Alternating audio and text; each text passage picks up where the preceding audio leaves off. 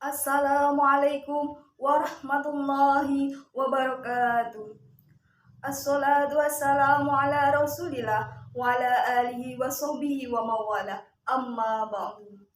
Hadirin yang dirahmati Allah, marilah pertama-tama kita panjatkan puja dan puji syukur atas kehadirat Allah Subhanahu wa taala, karena limpahan nikmat dan rahmatnya kita dapat berkumpul di sini dalam keadaan sehat walafiat. Amin amin ya rabbal alamin. Kedua kalinya, salawat serta salam tetap kita haturkan kepada junjungan kita Nabi Agung Nabiullah Nabi Muhammad SAW, karena telah membawa kita dari zamannya kebodohan, zaman kegelapan, zaman jahiliyah, menuju zaman yang terang benderang, zaman yang penuh dengan cahaya, yakni Adinul Islam. Hadirin yang dirahmati oleh Allah, Rasulullah Shallallahu Alaihi Wasallam dilahirkan di dunia ini bukan hanya untuk mengubah keyakinan dan kejahiliahan bangsa Arab yang pada saat itu menyembah berhala, melainkan juga mengubah berbagai hal yang tidak sesuai dengan ajaran agama Islam.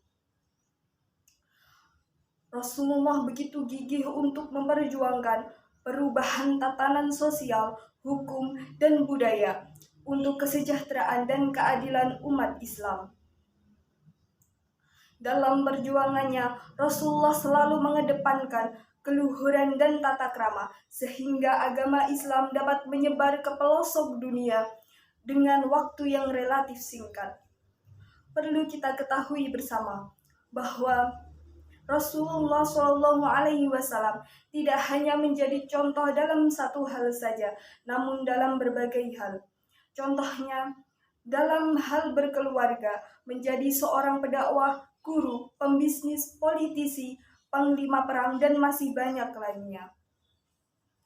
Jadi, sangatlah pantas jika Allah menjadikan Rasulullah SAW sebagai suri tauladan bagi umat Islam. Walaupun Rasulullah sama dengan kita sebagai manusia, namun perlu diingat, yang memberikan contoh beda kualitasnya dengan yang mencontoh. Yang pertama, contoh yang diberikan oleh Rasulullah SAW dalam bidang dakwah.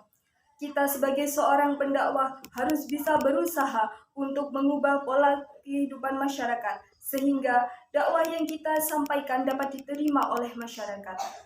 Yang kedua, dalam kehidupan berkeluarga, sebagaimana Rasulullah mencontohkan, beliau yang menyayangi dan menghormati istri-istrinya. Walaupun sebagai seorang kepala negara, Rasulullah selalu membantu pekerjaan rumah dan tidak merepotkan orang lain. Apapun yang bisa dilakukan sendiri, Rasulullah lakukan sendiri. Yang ketiga, dalam bidang perdagangan, yang mana kita ketahui bersama bahwa Rasulullah SAW memulai perdagangan sejak usia 9 tahun.